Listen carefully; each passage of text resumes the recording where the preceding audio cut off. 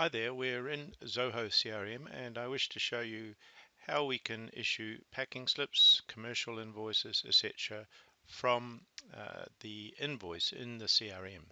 So we have in fact created an invoice here, and what we're going to do is simply show you that we have created formatted documents here that will include an invoice like this. We can also include a commercial invoice here. This would go in the shipping, and also we've created a packing list.